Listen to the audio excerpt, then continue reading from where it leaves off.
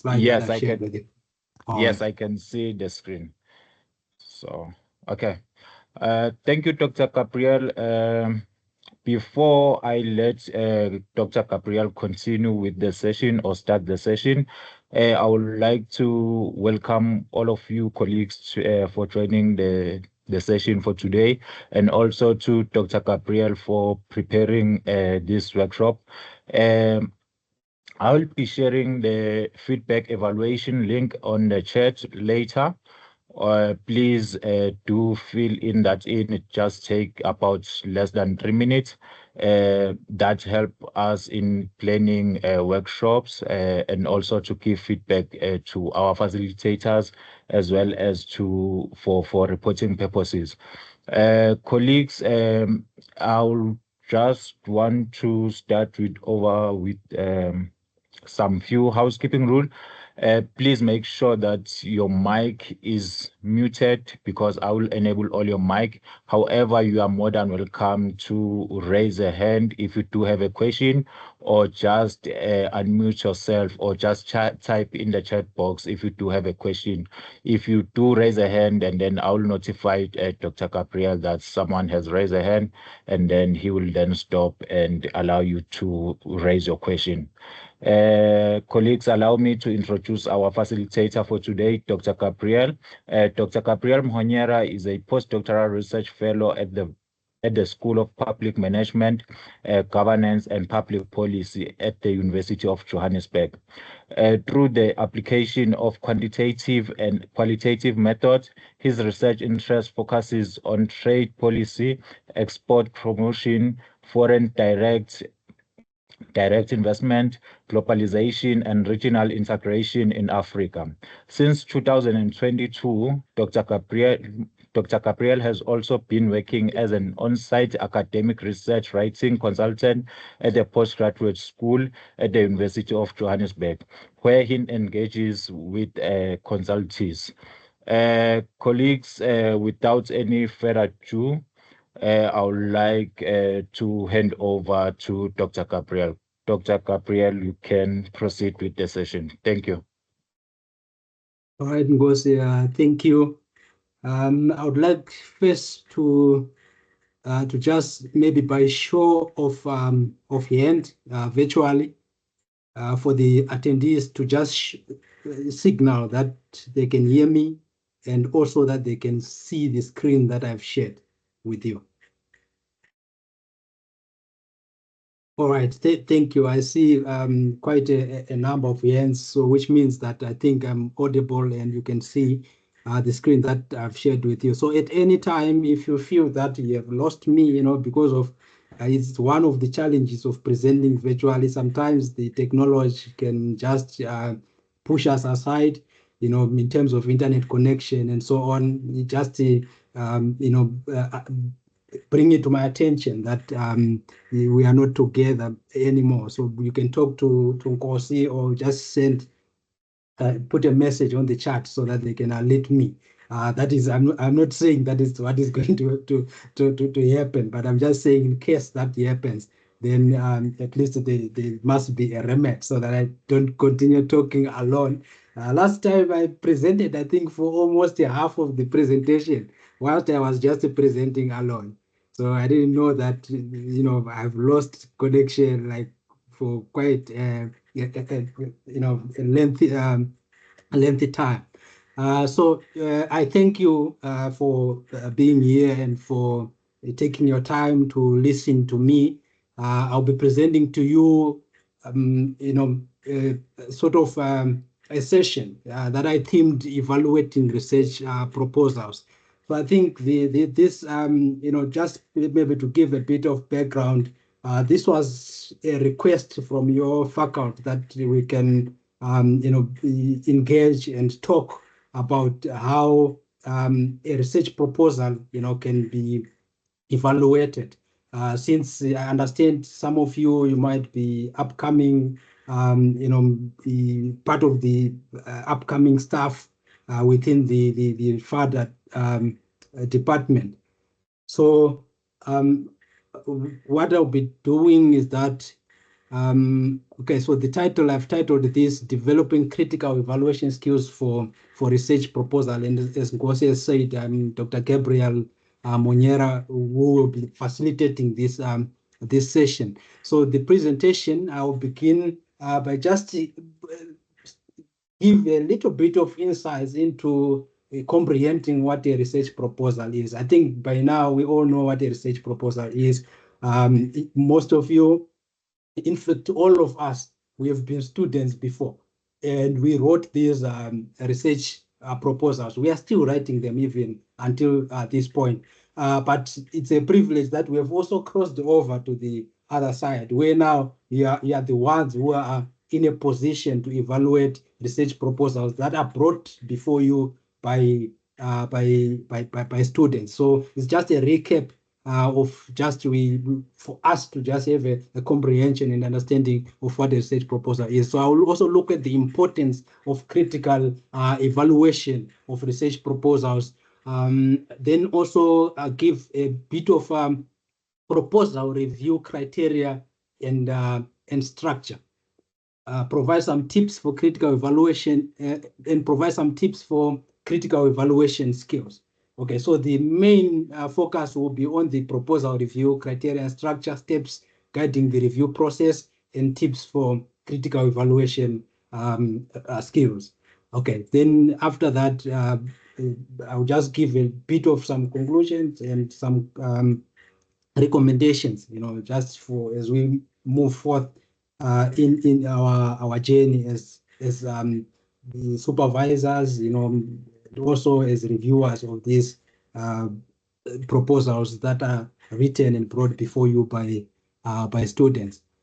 So usually I open the floor for questions and contributions at the end, but if you feel that you are burning and you want to ask your question at that point in time, you just raise your hand and Ngozi alert me, or you can put your question in the chat box. Okay, so I think part of the I've already mentioned part of the stuff that I wanted to talk about here, but we all know that before starting to write a dissertation or a thesis, as students, we were asked to write a proposal for that. So what is it that we call a proposal, and what is the purpose of that proposal? Why does it even matter, that we write a proposal? So the purpose of a proposal is simply to provide a snapshot of what the research involves. You are proposing.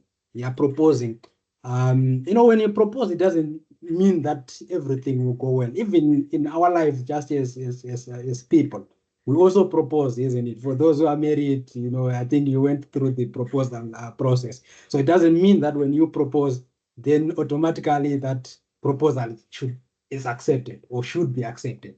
So in some cases, it can be rejected. But in an academic setting, you are simply providing a snapshot of what the research involves. So usually, after submission of that proposal, students, they are assigned supervisors who has some expertise in that particular field. So now you are the potential supervisors, or you are the supervisors, or you are the potential supervisors. The students expect to receive a feedback on the viability of the topic, how to focus the scope, research methods, and other issues that should be considered before progressing with that particular research. Okay, so in other words, the research proposal should present the research topic, justify the reasons for choosing it, and outline how the research will be done. So that is what, in summary, that is what we call, the purpose of a research proposal. Just bringing it into context. I'm not going to talk about those proposals that are channeled for grant purposes.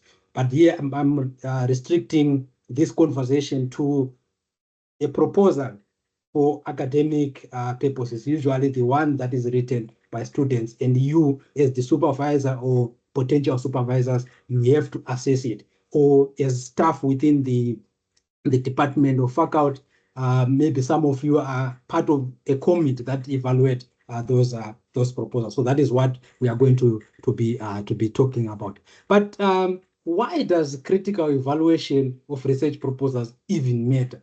Why does it matter? So I won't go much in detail, but it enhances the research quality. It enhances the research quality, ensures that the research proposals are logical, coherent, and feasible. Remember, research also it has both monetary aspects and also time aspects as well, among other factors.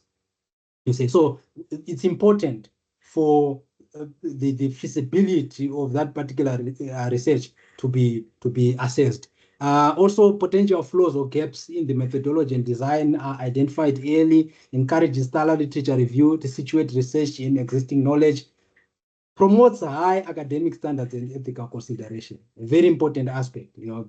As academics, we are guided by particular, code of conduct, code of ethics, that governs the way that we do research. So it's also this is an aspect that you have to be looked into before that research commence. Okay, drives research impact in terms of encouraging alignment of research aims with the real world needs and challenges, maximizes the potential of producing transformative knowledge. Knowledge is perpetual, so it has to be, we have to build upon it. So it's not, it should not be constant.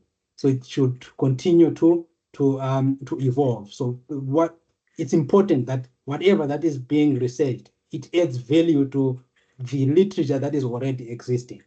If it has been done, then why should you do it again? Supports capacity development. For instance, helps researchers develop critical thinking and analytical skills, encourages reflection on personal biases and assumptions, advances knowledge frontiers, ensures research contribute to theoretical, empirical, or practical advancements. So that I think I've been talking about that, the issue of originality, contributions, even as you write, research articles and so on. These are all important aspects in terms of academic writing, and especially if you are assessing for PhD students, then the issue of originality, the issue of contribution even becomes very important. It also safeguards ethical integrity in terms of helping researchers develop critical thinking and analytical skills, encourages reflection on personal biases and assumptions, and prepares researchers for constructive feedback and iterative improvement. So you now, as the reviewer, you also have to provide feedback that is constructive to the students, and that not only constructive but also encourages further progression. Then okay, so we are now moving into the proposal review criteria and structure, which is the main purpose of this session that we are having.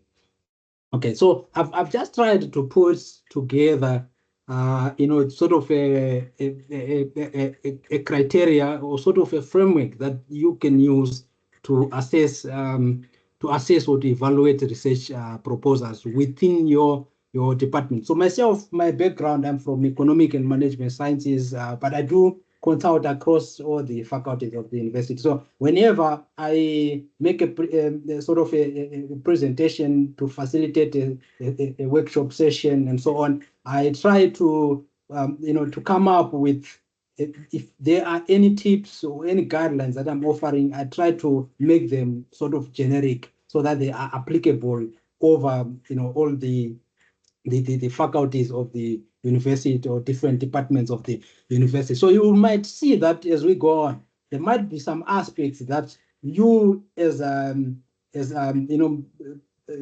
part of the faculty of arts, design and architecture, maybe you do not include that maybe in your assessment criteria. Then just ignore that. Okay, just ignore that. But I've also included your criteria, the criteria that is specific to your department that I received from your department. So it's also ingrained into this conversation that we are going to have. So this framework also includes or incorporates the assessment criteria that I received from your department. So I've just tried to sort of order this in terms of the progression, the progression, when we are structuring a research proposal. So from introduction then until the conclusion of that proposal, and then also go on to move into sort of some tips that you can follow, or some guidelines that you can follow when you are evaluating a particular research proposal. So this is just a sort of an overview of the criteria and structure. So it includes these are the elements that we have to look at. So the introduction, in terms of the background, context, and rationale of that particular research that is being proposed. So this usually is for provision of the foundational information about the research topic, its significance, and the problem it addresses. The purpose is to situate the study in a broader context to establish relevance and justify its necessity. So some of these things we already know them, but I think we are aware of them, because also as a student, when we're still students, these are the guidelines that we were using when we are working, in a particular section, like maybe in the introduction. You know that this is the kind of information that I have to provide. I must give background and context as well as rationale to the topic that I'm doing. Okay, so then the aims and objectives, we also call it the clarity of purpose. In this part now, the student is expected to clearly articulate what the study intends to achieve. Aims outline the overarching goals, while objectives break them into specific measurable targets. So we expect, sometimes I call it a sort of a primary. I just distinguish it into primary and secondary, where the primary, that is the aim of the study. If it's a primary objective, then that's the main objective of the study, or the primary objective, or the aim of the study, or the purpose of the study. But then we have now objectives that now breaks that particular aim into sort of measurable targets. So those two, they must be distinguished, as where the main objective is usually linked, directly linked to the topic that is under study. Then the literature review. So I'll just try to move with a little bit with an increased pace on this, because these are the sort of the pointers that we will look at in detail as we move on in terms of the framework that we are going to discuss. So there's literature review, familiarity with the field, research questions or hypotheses, framing the inquiry. Here, actually, the student is required to define the focus of the study through clear and precise research questions or hypotheses guiding the investigation and analysis. Then we have the methodology, where we look at design and justifications, detailing the approach, methods, and techniques to be used, explaining why they are suitable for addressing the research questions and achieving the objectives. Then the feasibility, or the practicality and scope. Is it even feasible for you to be doing that? So you have to assess whether the study can realistically be completed within the available time, resources, and logistical constraints. If a student is proposing that they have a study that they want to do, but the study will cost, will take maybe many years to be done, or they will say maybe the study will take will be completed in a month. So that has to be assessed, whether is it really feasible? Can that really be done? And also in terms of other constraints, in terms of the data collection, both all those aspects now, they include the financial factors as well. So that has to be looked at. If the budget of the student is 2 million, where are we going to get 2 million to fund that study? If it's not there, then that is, all those factors have to be assessed to see whether is it really possible. Then ethical considerations, adherence to ethical standards, where potential ethical issues, that they have to be addressed. They have to be addressed, and contribution to knowledge, innovation, and impact, which is an important aspect, especially for PhD students. Highlighting how the study will add to the existing literature, offering new insights, methods, or applications with academic or practical value. So there must be value that you add. Even if you review, when a student is reviewing literature, there must be value that should be added. So it should not be an exercise of simply building a library of what is there, what is currently existing, without adding value to that. Then there's issues of technical soundness. That's where we look at the writing, references, and formatting. I think some faculties, some departments have specific proposal templates that should be followed when one is writing a research proposal. And there's also guidelines, even in terms of the font that must be used, font size, line spacing, paragraph spacing, the margins, and so on. So those are other, things that, other elements that should be looked at in terms of the technical soundness of the proposal. Then timeline and budget, that is for planning and resources. It should be realistic. The plan should be realistic. Key milestones and the financial and material resources needed to support the work, they should be clearly outlined. And also, we also look at the issue of being realistic. It also has to be realistic. You cannot put a budget that that budget cannot be funded. Okay, so now we are moving into the review criteria and structure. So I think I have about 11 criterions that I will look at. So the first one is progressing in the manner that I've presented in the previous slides. So I'll start with the introduction, then move on. So within the introduction, that's our criteria number one: background and context. What is it that you must look at? You have to look at whether the proposal provides sufficient background information. So it's important for us to know the background, in terms of the research problem that is under study, even in terms of the topic that is under study. So is the research problem clearly identified? Does it establish why the topic is significant and timely? Are the context and scope of the study well articulated? So these are, some of the main aspects that should be looked at within the background and context. Then the second criterion is clarity of aims and objectives. So there's a need to look at whether the aims and objectives are clearly defined and realistic. Do they align with the identified problem and background? So everything, you have to speak back to the topic. Everything that the student writes, even in terms of when that proposal has been approved and they are now writing the final that research output, for the purpose of assessment for that degree that they are doing, for the program that they are doing.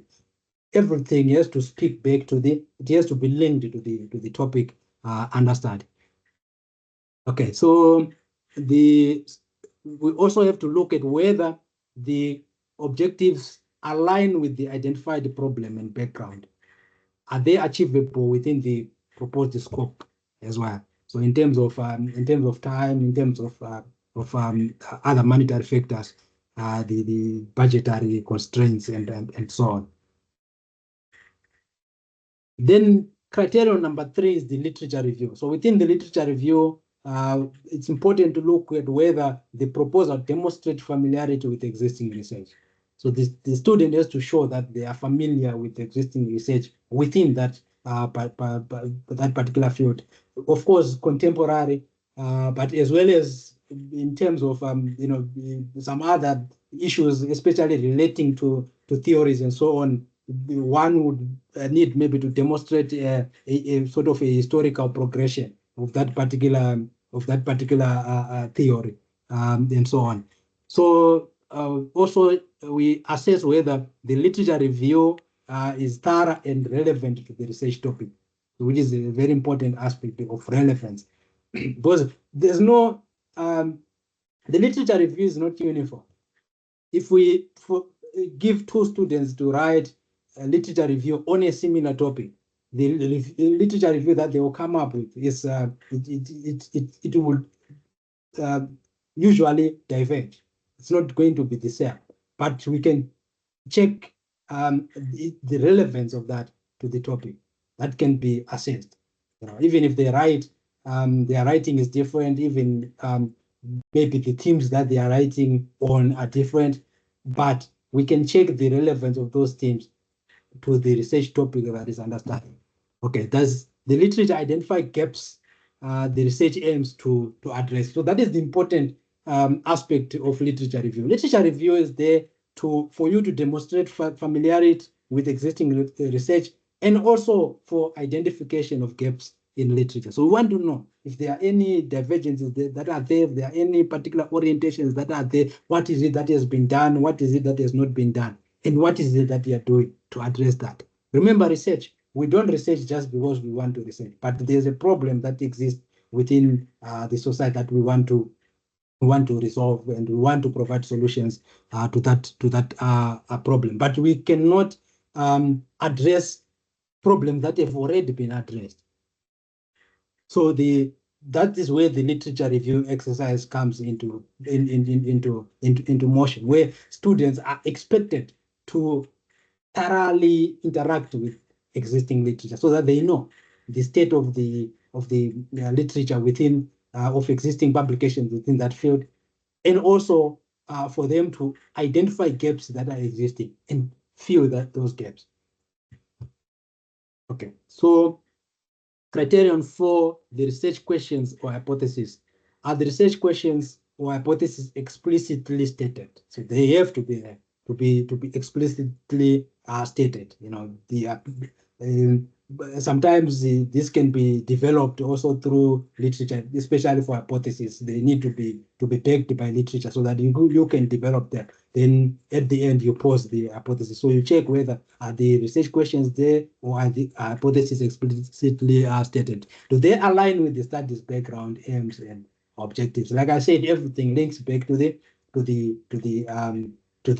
topic under study. Are they specific, measurable, and researchable? Then there's an issue of internal coherence, which is our criterion number 5. Are the elements of the proposal, that is the background, aims, and methods, logically connected? So there should be a link. There should be a logical link on all the elements, comprising that particular research proposal. There shouldn't be anything that would be standing alone. So there should be a link, and those are skills that students have to learn, in terms of how to arrange your ideas as speaking to the logical flow and coherence of your text. So you have to link. The sections should link. The sentences within paragraphs, they should link. The paragraphs within sections should link. Sections within a chapter should link. The chapters on their own, they should also link. There must be a flow, a natural progression as you move from the introduction until the conclusion. You don't start by concluding, but you start by introducing, then you end by concluding. That's a structure on its own. So the issue of coherence begins with the structure of the work itself. Then the structure, how you structure the ideas, how those ideas fit into each other, is speaking to the topic that is understood. Okay, so you also have to look at whether does the research purpose align with the methods and expected outcomes. Then criterion 6, that's the methodology and design. Under this criterion, you look at, are the chosen methods appropriate for answering the research questions? So it is very important, even the nature of the study. So this is where now, all those aspects of quantitative research design, qualitative research design comes into aspect. And you as an evaluator, you're expected to have knowledge of this. in terms of the methodology and research methodology and the design aspect of it, both quantitative, qualitative, mixed methods approach, case studies, and so on. So you are supposed to have a comprehension of that, so that when you are to assess a research proposal, you also know what you have knowledge of what you're assessing. So here you look at whether the chosen methods are appropriate for answering the research questions. Are the methods well justified and feasible within the given context? There are many methods that are also used to possibly answer certain research questions, or to prove a particular hypothesis, whether they are wrong or they are right. So because we have many methods that can also be used, there should be a justification of why a particular method is being chosen over other methods that can also be used to do the same. So particular methods also works with assumptions. They work with assumptions. Even if we are using some analytical softwares, they also have some underlying assumptions that are also pinned on them, that they have to be satisfied if the results are to be valid and reliable. Then ethical and logistical considerations addressed in the design. So it's important that we are dealing with humans, we are dealing with there's interaction with animals, and all those other aspects of ethical concerns that we have to address, they are addressed, including the logistical as well. Because remember, when you are undertaking particular research, you need to go collect the data and so on. So you have to all those considerations should be addressed within the research method and design. Okay, then criterion 7, that's the feasibility. Can the research be realistically conducted with the proposed resources and time frame, that the student has provided? Potential challenges or limitations identified. So if there's any challenges that the student expect that maybe they can that can be a hindrance when the research process progress, then it has to be identified. And also, if it's identified, if there's any potential remedies to that, they can also be stated. So is the scope appropriate for the degree level as well? If you are writing at PhD level, so the scope of your study, is it appropriate for that level? We don't expect a PhD student to write the same way as an honors student write. Even in terms of the National Qualification Framework, the levels, they are different. The NQF level is different, so which means the requirements as well are also different, both in terms of the writing process itself, application, also in terms of critical thinking and so on. Then we have criterion 8, which is the ethical considerations. Does the study adhere to ethical guidelines for research involving humans or animals? Are there plans to address consent, confidentiality, and data protection? Does the proposal avoid biased assumptions? So nowadays, with the issue of there's issue of races, there's issues of gender, and so on. So all that has to be addressed. So those are also skills that have to be imparted to students in terms of the wording that they have to use when confronted with these issues that I've been talking about.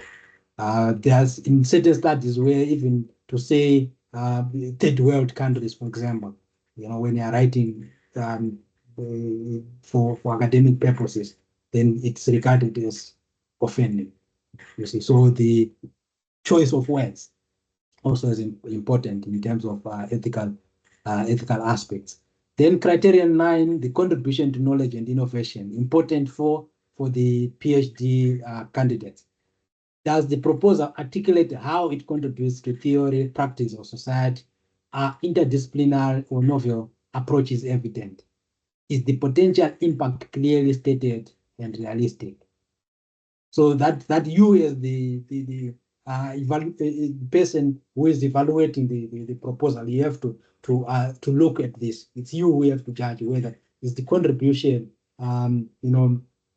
is it enough, to warrant it as a novel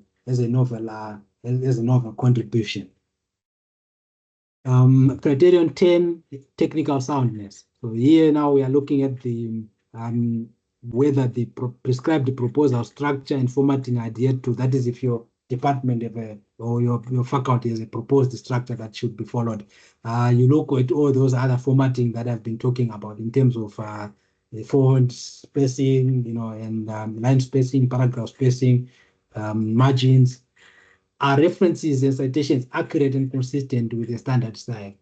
So I don't know which referencing style is followed, within within your faculty, but usually, if you are following a particular referencing style, then you have to be consistently following it, and also, referencing according to the prescriptions within that referencing style. So is the proposal free from grammatical, typographical, and formatting errors as well? You have to assess that.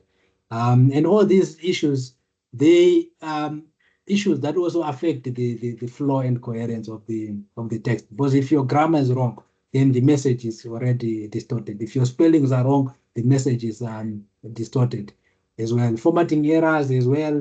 Sometimes a paragraph is put where it's not supposed to be put. You understand? So all those issues. So is the writing style clear, professional, and engaging? So that is also another important. And lastly, under the review criteria and structure is the structured timeline and budget.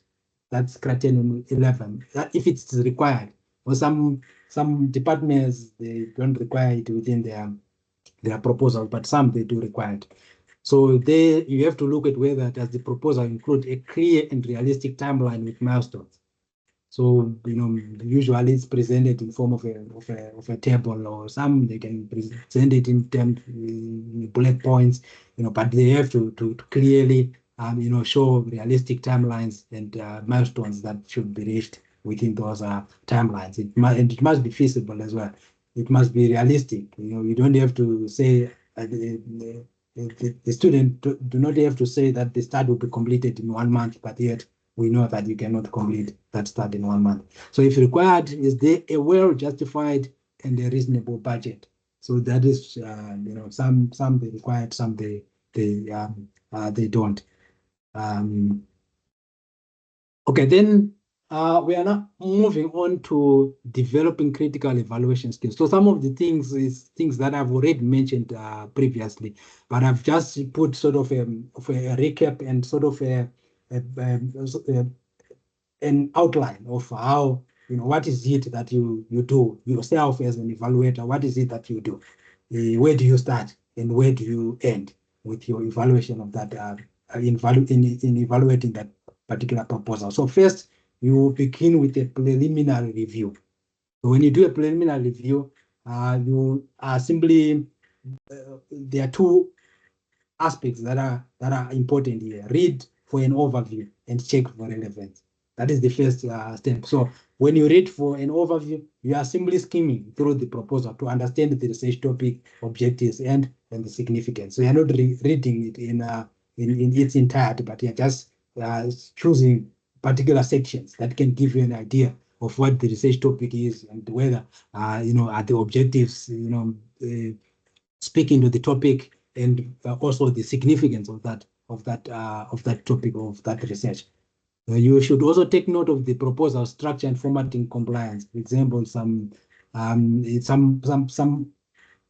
proposals are funded as well. Students, they might be funded by external funding. Those institutional,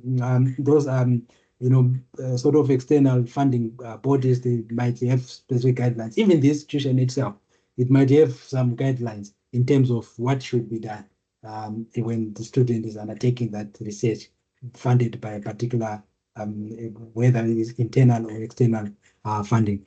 Then when you check for relevance, ensure the research aligns with the stated goals, disciplinary focus, or funding priorities.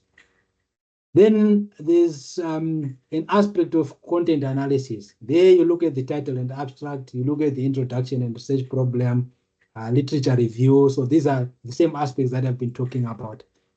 For instance, under the title and abstract, we evaluate the title for clarity. Even a title itself, there's a way in which, we students should, or even us as researchers, as academics as well, we have to frame our title in a particular manner, both in terms of the words requirements. A title should not be like a sentence or a paragraph of a title. It should have maybe just as a rule of thumb. I'm not saying that is the standard, but maybe about 14 or less words within a title. So it should not be too long that now it becomes a sentence or it becomes a paragraph. Then also, even when you are coming up with a title, you have to optimize it it must be, you have to think about search engine optimization as well. Remember, after doing the research, you would want it to be, if it's in a public domain, other people should be able to have access to it, or use it in terms of their research purposes as well, where you also get citations from that. But how do you do that? If you go on Google, if your title is not optimized, for search engine, you did not consider search engine optimization when you're doing it, then you'll find that when you search on Google, there are millions of articles that will come there. It will tell you maybe that they have 7 million articles that are being considered within what they are searching. But how sure are you that your article or your research is within the first page? It appears within the first page. So that's when it all comes from the title, it comes from the abstract, comes from keywords and clarity of what you are doing. Okay, then introduction and research problem. Assess how well the proposal introduces the research problem. Determine if the problem is well defined, current, significant within the field. Literature, check for a comprehensive review of existing research. Look for gaps in the literature that justify the proposed start. Evaluate the integration of theoretical frameworks or conceptual models. Also, you as the reviewers as well, you should be in a position to know also these concepts. Theoretical framework, what is it? A conceptual framework, what is it? How do they differ? What is it that is similar amongst the two? For some, we receive a lot of students who come that they don't understand what is it. When you say theoretical framework, what is it? When you say conceptual framework, what is it? Where do you use? Which one do you use when you're doing a start? So even yourselves as well, you have to be well acquainted with these concepts so that you are able to judge them, or you are able to evaluate them. Then there's an aspect of content analysis. Whilst we are still on the aspect of content analysis, research objectives and questions, confirm that the objectives are clear, measurable, and aligned with research problems. So most of these things we have talked about them already. Then methodology, evaluate the research design, qualitative, quantitative, mixed methods for appropriateness. So you have to check, because if some students don't understand what is it that is what we call qualitative, what do we call quantitative, what do we call mixed methods. So instead, maybe some they feel it when it's a survey, then they will say it's a qualitative design. When they hold interviews, then they will say it's a quantitative design. So sometimes they are doing both, but then they just classify it as qualitative or quantitative, not as mixed methods. So you have to check it whether is it appropriate, the research design that they are following. Check details about data collection methods, tools, sampling strategy, and analysis plans. Ensure ethical considerations. So all these, you are the judge of you are the one as the evaluator, you are the judge here. And also your knowledge is essential for you to be able to evaluate this. So ensure ethical considerations are addressed in terms of informed consent, anonymity, and other ethical aspects. Then the expected outcomes and significance, assess the potential contribution of the start to theory, practice, or policy, consider how well the proposal addresses real-world applicability or academic advancement. So that is also important for any research, even at usually at master's level and onwards. I think research should be bringing something that is novel, something that is new. It should be advancing what is already existing. But though I think for those who are doing masters, they say contribution is not really very important, only for PhD. But I think if a student can also do that, then that is important. Timeline and budget, if applicable, review the feasibility of the proposed timeline and milestones, evaluate whether the budget is realistic and aligns with the proposed activities. Then there's the issue of writing quality. That's where we talked about those technical correctness. You check for clarity, conciseness, and coherence throughout the document. Ensure proper use of academic language and terminology. Look for grammatical errors and adherence to citation standards. Then critical evaluation, feasibility, innovation, critical still on, okay, here on feasibility, practicability, we have talked about that. Scope, resources, and time. Consider whether methodology can achieve the stated objectives. Innovation, evaluate how the start contributes new insights to the field. We have talked about that.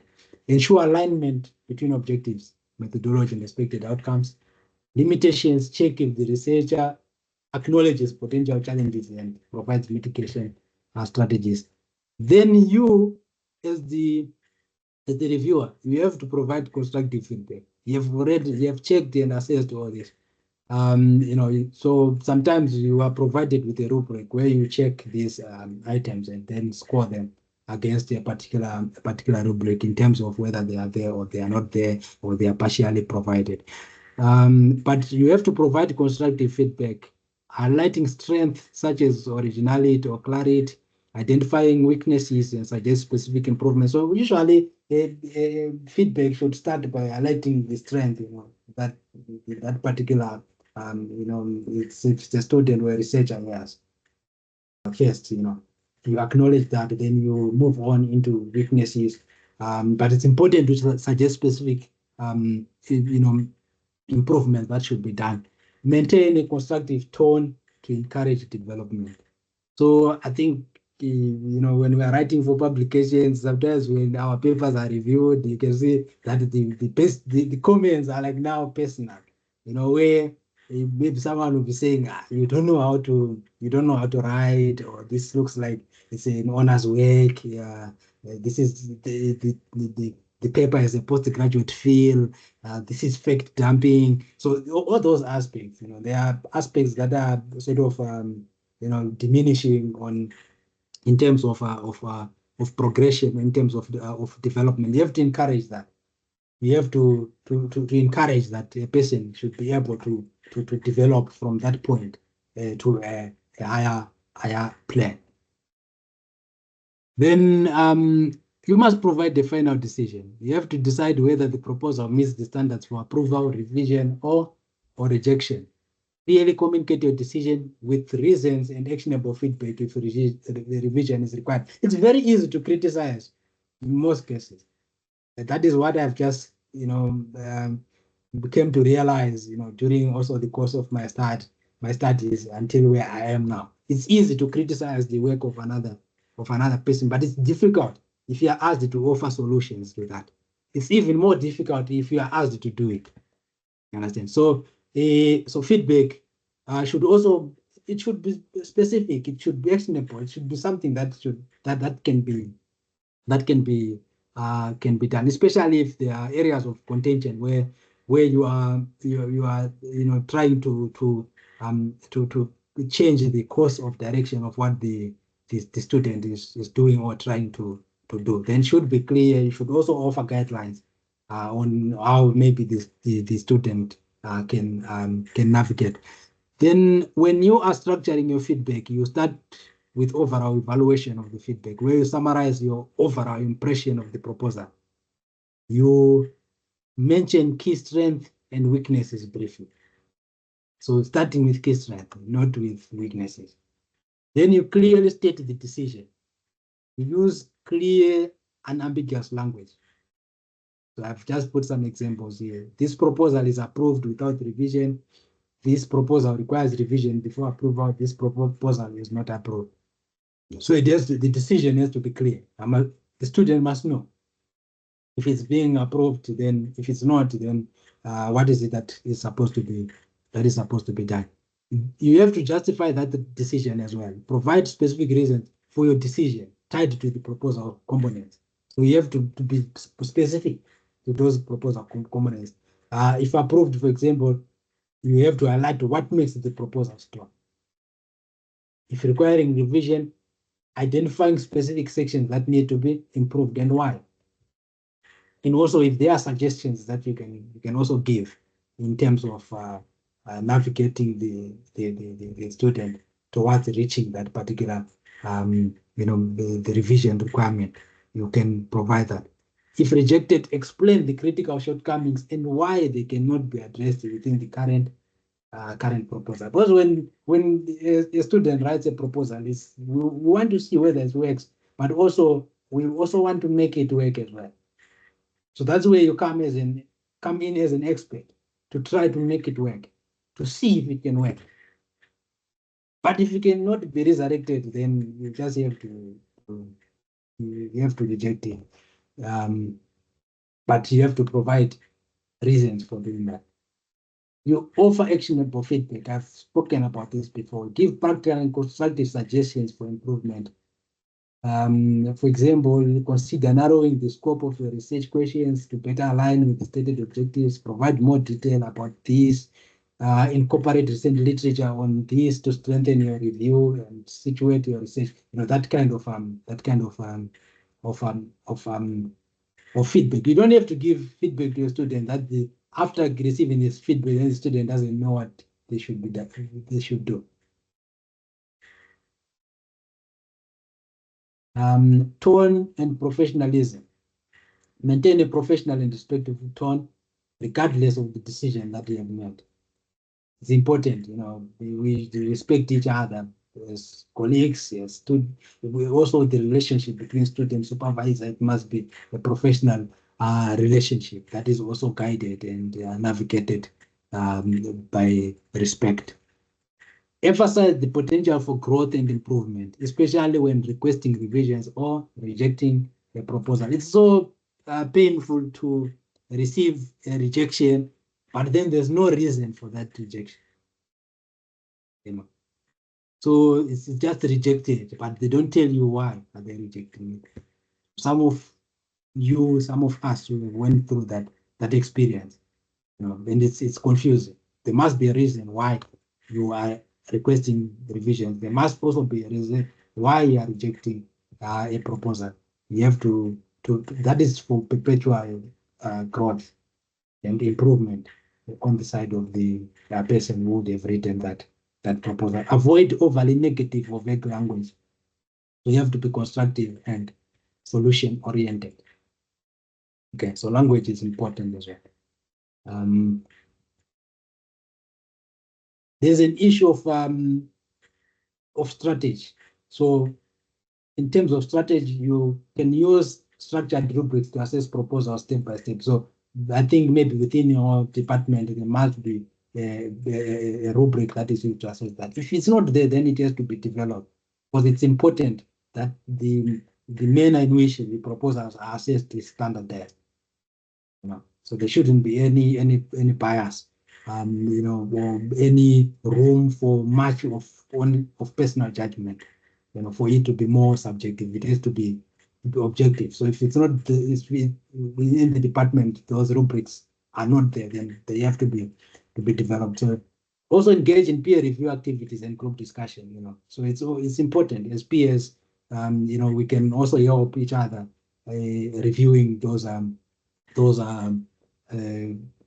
proposal, so that our insights sometimes might differ. Our perspectives might also differ. So amongst ourselves as well, we can maybe further refine the way that we are thinking, or the way that we are assessing for the better. Analyze both strong and weak proposals refine judgment as well. So there should be those that are weak as well, then those that are strong. Then if you compare the two, then you can refine your judgment as to why you deem this particular proposal to be strong and this one to be weak. Stay updated on advancements in research methods and ethics. So it's important that for yourself, you have to develop in terms of your professional development as well. You have to be up to date with what is happening. Sometimes we might not be really up to date, but you mustn't fall behind. So you must always move with others. In terms, remember, methods, they progress, they also evolve as well. New methods come. Some old methods, they go. There are some methods that we have forgotten about them because there are now better approaches of doing that, or there are now better methods that are now there. Ethical considerations, they are also sometimes they change. With technology come issues of ChatGPT, come issues of even in terms of now we have information from social media, we have this, we have that. So all those things, they still need to be taken into consideration. So we see that maybe policies that guide us, they also need to be constantly amended and so on, so that they are up to date with the reality of the day and the advancement, especially as ushered in by the advancements in technology. So as the reviewer, we have to be objective and fair. You have to be impartial, separate personal biases from professional judgment. So you don't, because you are evaluating me. If you know me, you don't like me as a person, then you reflect that on your review. Then there shouldn't be a room for that. Respect confidentiality and intellectual property as well. Don't take what you are reviewing, then you take it, then you take the idea, you use the idea. Whilst I'm proposing, then you take the idea and you write about it. Or take any information from a research proposal for your own personal use. So that should be a no. Follow any institutional or funding agents review guidelines. So there are also guidelines that are provided that you also have to follow. So your review should not deviate from that if those guidelines are provided. Then just some concluding remarks. Effective proposal evaluation should ensure impactful and ethical research. A structured criterion-based approach is essential. I've just presented that criterion where I presented, I think, about 11 criterions. And I say you can consider when you are evaluating the research proposal within your faculty as prescribed by sort of maybe if there's a rubric there or if there are other guidelines that are there. Continuous practice and engagement with peers enhance critical evaluation skills. So it's important to continuously engage with your peers there within the department, within the faculty, and those within the field, and sometimes even across other interdisciplinary sort of, so that you also know it's also important to know what's happening in other fields as well. If you can have time for that, because there are things that you can borrow from another discipline and apply them within your discipline. A bit of some references, that I used when I was compiling this presentation for this session. Then I open the floor for questions and contributions.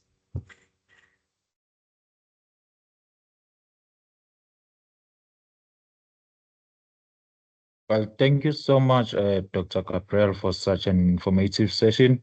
To colleagues, if you do have a question, just unmute yourself and ask a question. This is now the platform. Or if you are unable to unmute yourself, just type in the chat box.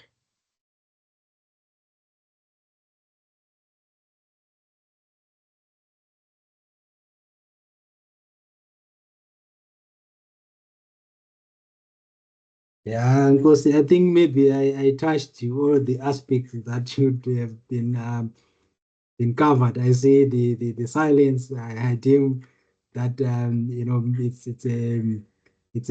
silence can be interpreted in two ways. It's either it can be that people have comprehended what has been brought forth before them, or they they become confused. But I think from the manner in which we progressed, we have understood, and I'm thinking that it will be helpful as you move forth, with your academic careers, in your roles as commit, this faculty commit that evaluate proposals, in your roles as supervisors, as potential supervisors. This information is insightful, and we are able to apply it as you progress. I think I must take this opportunity to thank you for being a good audience and for taking your time to listen to this presentation. And now I hand over back to Kosi to give us a vote of thanks and close the session. Thank you. Thank you, colleagues, once again. Thank you for taking your time and partaking in this workshop. And also, we'd like to thank Dr. Gabriel for preparing, and also the faculty for organizing this kind of workshop. We do believe and hope that this workshop was very informative and insightful to everyone, to those that attended. Dr. Gabriel, we have some few messages from the chat. The one from Moken, thank you. This was very helpful. Another one from Narien, this was helpful and comprehensive. Thank you. And another one from Mosidi, thank you. It was eye-opening. So the audience, they do really appreciate your effort, Dr. Gabriel. Thank you. Colleagues, just a reminder, the feedback evaluation, which I just posted earlier, I ask you, or I request you to please do fill that in your spare time, or just now, just click the link and it will take you straight to the page. It's just a few questions, less than 3 minutes, you should be done. This helps us in organizing workshops and collaborating as well with faculties as this workshop. We collaborated with FADA. So, and also to give feedback to our facilitators and also for reporting purposes. So we do urge you, colleagues, fill in that evaluation. Due to absence of questions or other addition, colleagues, I will have to end the session. Do have a lovely and a blessed day further. Thank you to everyone, and thank you to Dr. Gabriel once again. Thank you. Thank you. Bye.